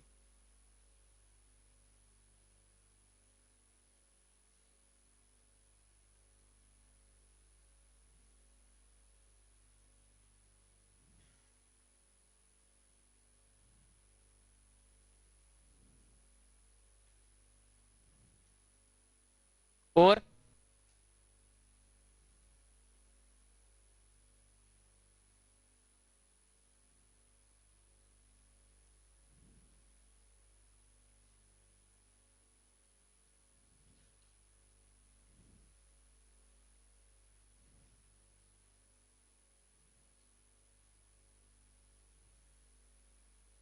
ओए लवासा, सीसी मेंबर है कह रहे तू? क्रैक कमेटी कंप्लीट हो गया, अभी तक डिस्कशन बाकी है।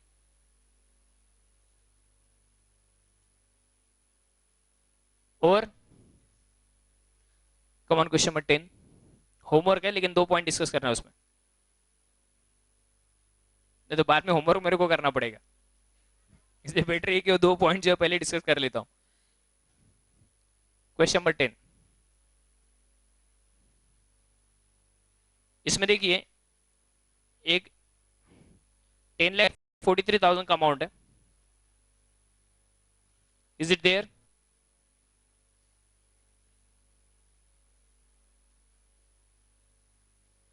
Past untaxed profit of 2003-2004 brought to India in the current year.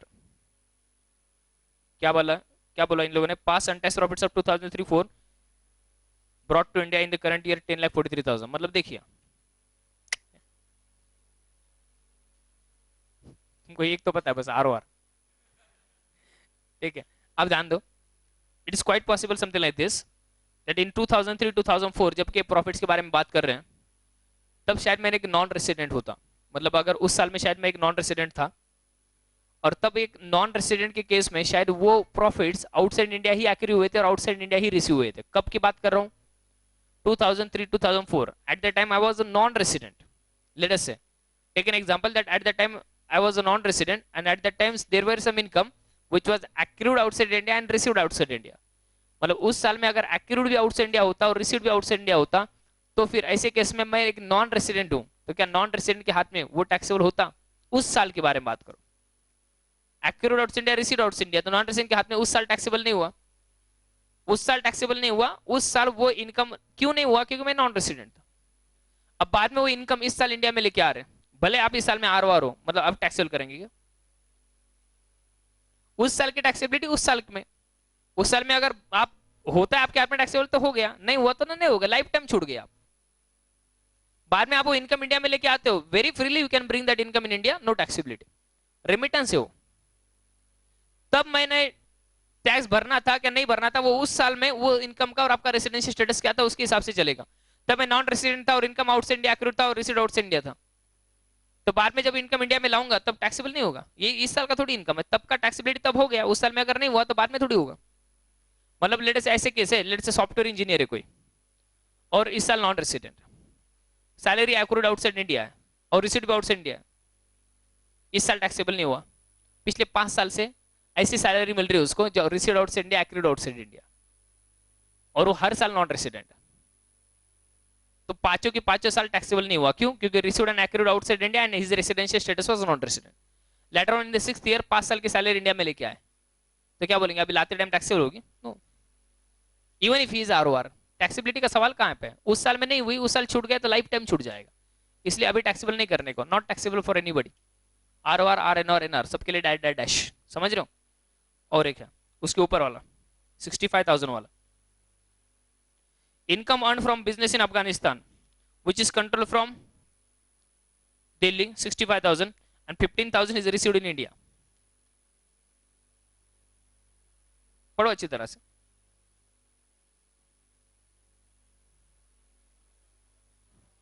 पहली चीज, नहीं अमाउंट्स बोलो, 65, 65, 15, 65, 15 15 65 65 65 income earn from business in Afghanistan, business Afghanistan में, ठीक है, लेकिन कंट्रोल फ्रॉम कहां पे है? दिल्ली से। तो अपना स्पेशल केस जो मैंने डिस्कस किया था वो है, ठीक है। तो आर ओ आर के लिए तो होगा, R O R R N O R के लिए भी होगा, क्योंकि कंट्रोल फ्रॉम दिल्ली है, लेकिन एनआर के लिए तब होगा एटलीस्ट एक्रूड इन इंडिया हो, तो एक्रूड इन इंडिया नहीं, बिजनेस अफगानिस्तान में, लेकिन क्या है, रिसीव्ड, कुछ ना तो रिसीव्ड है 15,000, तो टैक्सेबिलिटी है 65 65 15, साइड में लिख के रखो 65 65 15 65 65 15 लिख के रखो।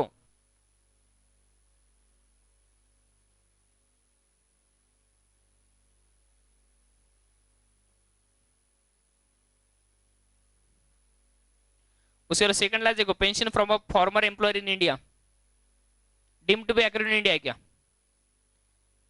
मैं क्या बोल रहा हूं, ध्यान दो।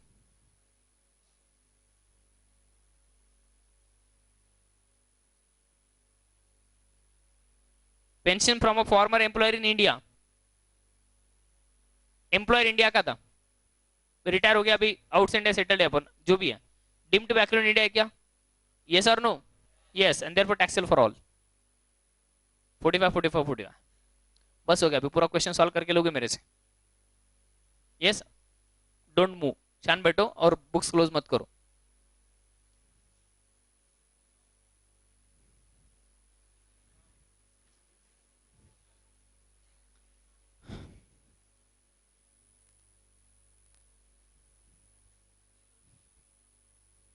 आधे घंटे का टाइम है अपने पास अभी भी। न्यू चैप्टर स्टार्ट कर रहा हूं मैं।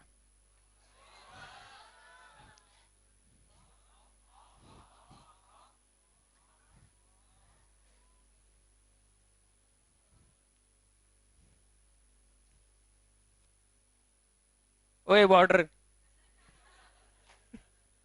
ध्यान दो। हाँ,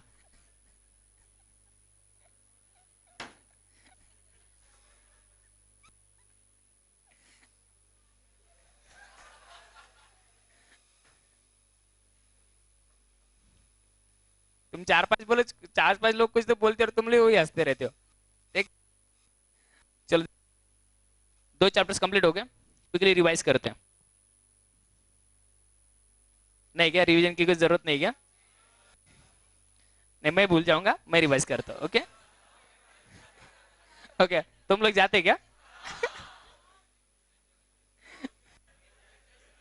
प्लीज ध्यान दो, बेसिक कॉन्सेप्ट्स,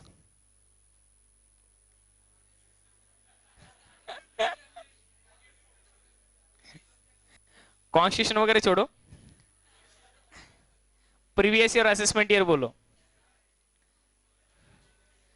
ये बोलो, आप लोग सब लोग एग्जाम कब देने वाले हो? मैं 2015। यस, आप लोगों का असेसमेंट ईयर कौन सा है? 15 16। और प्रीवियस ईयर कौन सा है? 14 15, चलेगा। उसके बाद मुझे सबसे पहले टैक्स रेट्स बोलो। Individual up to 2,50,000 nil, 250 to 5 lakhs 10%, 5 to 10 20, 5 to 10 20, उसके बाद अबो 10 30, सीनियर सिटीजन अप टू 3 नील, उसके आगे 10 20 एंड 30, उसके बाद सुप्पू, सुप्पू अप टू कितना? 5 lakhs, कितना? नील, उसके बाद 5 to 10 अबो 10 30, बराबर। नॉन रेसिडेंट सुप्पू 2,50,000, यस, बराबर। अब ध्यान दीजिए इसी तरह से, rebate under section 87A, rebate is available to those assessees, किसके लिए एप्लीकेबल है? Resident individual, resident individual. उसके बाद कंडीशन क्या है? टैक्सेबल इनकम कितना होना चाहिए? Not exceeding 5 lakhs, exactly 5 lakhs से तो मिलेगा क्या? यस मिलेगा, मिलेगा। उसके बाद रिबेट कितना मिलेगा? Maximum 6,000, yes. उसके बाद surcharge, surcharge is levied at the rate 10% if taxable income exceeds 1 crore. उसके बाद हम जो डिस्कस करें up to 2,50,000 nil, 250 to 5 10%, 5 to 10 20%, above 10 30%, ये क्या है स्लैब रेट्स है। अब मेरी इनकम जो है उसमें से कौन कौन सी इनकम स्लैब में जाते हैं उसके बारे में बात करेंगे। Salary, HP, PGBP, short term normal, other source normal, ये क्या जाते हैं स्लैब में। वापस एक बार स्लैब बोले, salary, HP, PGBP, short term normal, other source normal, ये सब किस में जाते हैं स्लैब में। उसके बाद स्पेशल टैक्स रेट वाले एसटीसीजी अंडर सेक्शन 111A, मतलब कौन सा क्या है वो, listed equity shares and listed equity oriented mutual fund on which STT is paid, बराबर, वो 15%। उसके बाद नॉर्मल लॉन्ग टर्म क्या है 20%, और 1038 क्या है एग्जेम्प्ट, वो ही लिस्टेड इक्विटी शेयर्स का अगर लॉन्ग टर्म रहा तो 1038 में एग्जेम्प्ट हो जाता है। और विनीज क्या है फोकट का इनकम 30%। अब मुझे बोलो विनीज का भी बेसिक एग्जम्पशन के लिए जाएगा क्या, नहीं जाएगा, लेकिन फिर मेरा STCG under section 111A and normal LTCG क्या है बेसिक एग्जम्पशन के लिए जा सकते हैं, yes, provided other income is not sufficient, right. और उसमें से भी नंबर किसका लगेगा सबसे पहले एलटीसीजी, और उसके बाद 111A का फाइनल सीक्वेंस क्या है, स्लैब वाला इनकम सबसे पहले स्लैब में। अगर स्लैब वाला इनकम सफिशिएंट है तो बाकी का इनकम स्लैब में जाएगा क्या, नहीं जाएगा। फिर कौन बाकी का इनकम अपने स्पेशल टैक्स रेट से आएगा, मतलब अगर नॉर्मल है सारी चीजें तो स्लैब वाला स्लैब में और नॉर्मल वाला और स्पेशल वाला स्पेशल से। लेकिन अगर स्लैब वाला सफिशिएंट नहीं है तो फिर स्लैब वाले में सफिशिएंट नहीं है तो बैलेंस स्लैब के लिए जितना कंप्लीट करना बाकी है पहला स्लैब उसके लिए एलटीसीजी और 111 ही आ सकता है, चलेगा। ये होगा इंडिविजुअल। उसके बाद HUF, AOP, BOI, local AJP, और उसके बाद बस एचयूएफ, उसके बाद एओपी, बीओआई, और उसके बाद एजेपी, इन सब के लिए जो टैक्स रेट्स है वो क्या है, up to 2,50,000 nil, 250 to 10, 250 to 5 10, 5 to 10 20 and about 10 30। उसके बाद पार्टनरशिप फर्म 30%, ये स्लैब वाले इनकम जो जाने वाले तो 30% से जाएंगे, और उसके बाद स्पेशल वाले स्पेशल से, बराबर। लोकल अथॉरिटी स्लैब वाले 30% से, स्पेशल वाले स्पेशल, इनके लिए भी सरचार्ज है, 1 करोड़ से ज्यादा गया तो 10% सरचार्ज है। उसके बाद इनके लिए बेसिकली ये है क्या रिलीफ वगैरह नहीं है। उसके बाद कंपनी, कंपनी केस में इंडियन कंपनी 30%, फॉरेन कंपनी 40%, और सरचार्ज 1 करोड़ से ज्यादा गया इंडियन कंपनी के लिए तो 5%, फॉरेन कंपनी के लिए 2%, और 10 करोड़ से ज्यादा इनकम जाता है तो इंडियन कंपनी के लिए 10 और फॉरेन के लिए 5%, चलेगा।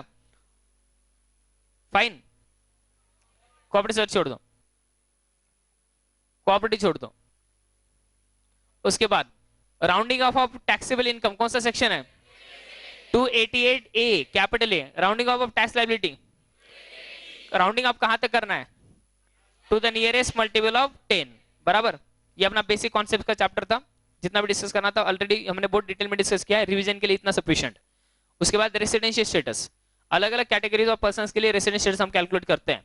बोलिए इंडिविजुअल के लिए basic conditions, section 6(1) first basic condition 182 days or more, number 2 60 plus 365 in 4 years, बराबर। उसके बाद additional conditions are in 2 out of 10, और 2 out of 10 मतलब excluding the current previous year. उसके बाद 730 डेज इन 7 years। अगर एक बेसिक कंडीशन और दोनों भी एडिशनल कंडीशन सेटिस्फाई करते हैं तो आरओआर, और एक बेसिक कंडीशन सेटिस्फाई करते हैं लेकिन एडिशनल में से एक नहीं तो 0 आरएनओआर। एक भी बेसिक नहीं सेटिस्फाई करते लेकिन दोनों भी एडिशनल सेटिस्फाई करते हो क्या, एनआर, चलेगा। ये हो गया अपना इंडिविजुअल का। उसके बाद HUF, AOP, BOI, partnership firm, local authority, AJP, सब except company. If control management is wholly in India, resident, partly in India, resident, उसके बाद होनली आउटसाइड इंडिया तो नॉन रेसिडेंट। सब लोगों का जो रेसिडेंशियल स्टेटस है वो सिर्फ 2 कैटेगरी में बाइफरकेट होता है, आर और एनआर। लेकिन एचयूएफ का होता है कि आर और आर, एनआर, एनआर में yes, for that karta has to satisfy both the additional condition. Karta की बेसिक कंडीशन देखने का क्या नहीं, एचयूएफ के लिए बेसिक कंडीशन मतलब क्या है, कंट्रोल एंड मैनेजमेंट, और कर्ता ने एडिशनल सेटिस्फाई किया तो कौन बन जाएगा, आरओआर, एचयूएफ बन जाएगा। Is that okay, okay. उसके बाद कंपनी, कंपनी के केस में Indian company and foreign company. Indian company के केस में control management is wholly in India, partly in India, wholly outside India, R, और फॉरेन कंपनी केस में wholly in India, R, partly in India, NR, और wholly outside India, NR, चलेगा। उसके बाद income received in India का मतलब क्या होता है, place of first receipt should be in India. Income deemed to be received in India का मतलब क्या होता है? That certain receipts which are not directly received by you are also deemed to be received by you provided it is deposited in your account, like PF, gratuity fund contribution, superannuation fund contribution or any other employee welfare contribution. Yes. उसके बाद income accrued in India head wise होता है क्या? Yes. Income accrued in India. Salary is accrued in India if services are rendered in India. HP income is accrued in India if HP is located in India. Capital gain income is accrued in India if capital asset is located in India. At the time of sale, PGB रह गया क्या? PGB income is accrued in India if business connections are in India. Other source income is accrued in India if source of income is located in India. Okay ठीक है. Income received, income deemed to be received, income accrued, income deemed to be accrued. और deemed to be accrued का रह गया. बोलिए deemed to be accrued में क्या क्या है? Anything received from government of India is deemed to be accrued in India. Dividend received from Indian company is deemed to be accrued in India. Capital gain on sale of shares, debentures or bonds of Indian company is deemed to be accrued in India. और उसके बाद interest, उसके बाद royalty और उसके बाद fees is deemed to be accrued in India in the hands of non-resident provided that borrowed amount, patent and technical services were used in India. अब हो गया अपना received, deemed to be received, accrued, deemed to be accrued. इन चारों भी चीजों में से अगर इंडिया में एक भी चीज हो जाती है तो taxable for all assessees. बराबर. अब देखिए income received in India oblique deemed to be received in India, taxable for all. Income accrued deemed to be accrued in India, received as well as accrued outside India including deemed, सब कुछ outside India. ROR बराबर. और उसके बाद PGP income is accrued and received outside India from a business and profession control और setup in India. ROR, RNR, NR. NR के लिए dash, ROR, RNR. चलेगा? फाइन. Any query? चलो see tomorrow for the next chapter income from salary, first head of income. चलेगा? Enjoy. See tomorrow.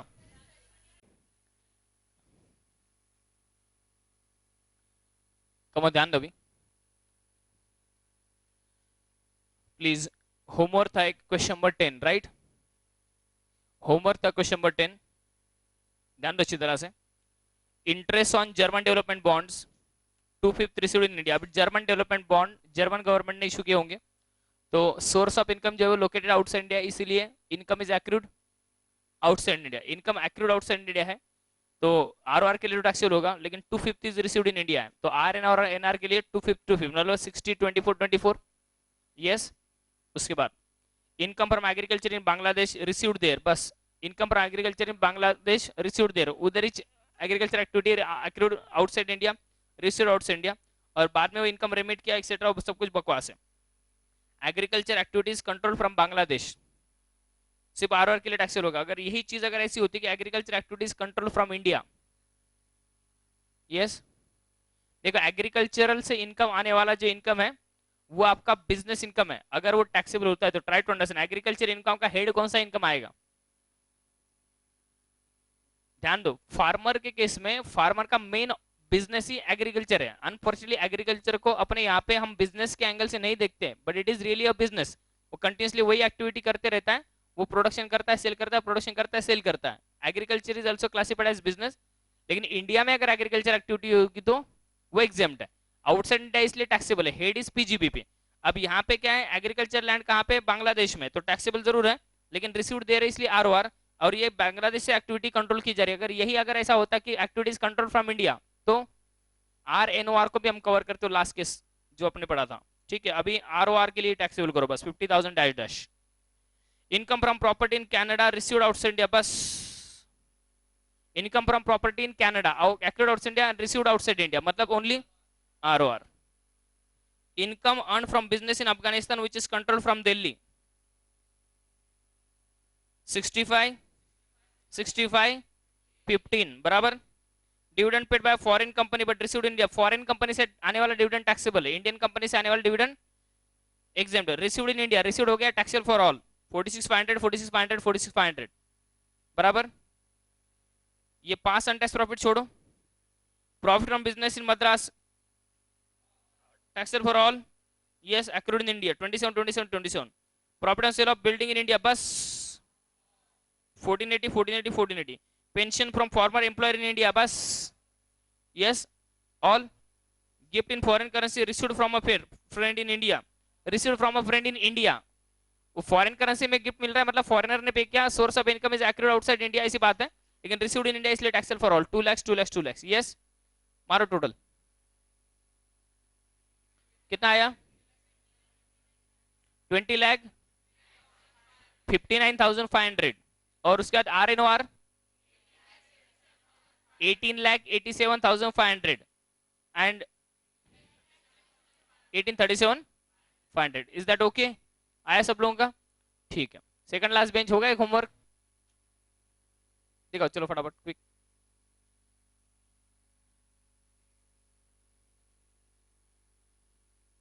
तू बैठ रहे बाबा जिसको बोला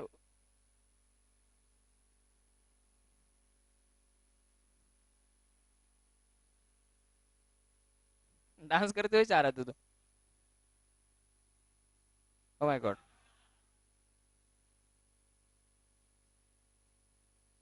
क्या है यार तेरा ये 18, क्या है हाँ? ये क्या है 13, लास्ट वाला 1837 है ना, 1837 मतलब मिस्टेक हुई ना बाबा, चेक कर रहे तो तेरा ध्यान दूसरी तरफ है, वो देख रहे कैमरे में कैसे दिख रहा मैं, बराबर ना? तू भी बॉर्डर से है क्या, है ना?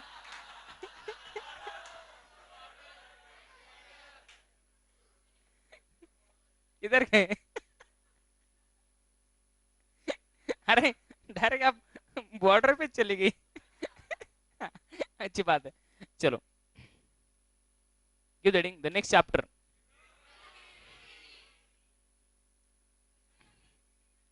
पीपीटी बनाने का बोला था, दिखाने का थोड़ी बोला था, यस। ठीक है, ध्यान दो, अभी सीरियसली बात करते हैं। ट्यूब वगैरह बंद करो, मतलब थोड़ा सा अंधेरा तो होना चाहिए।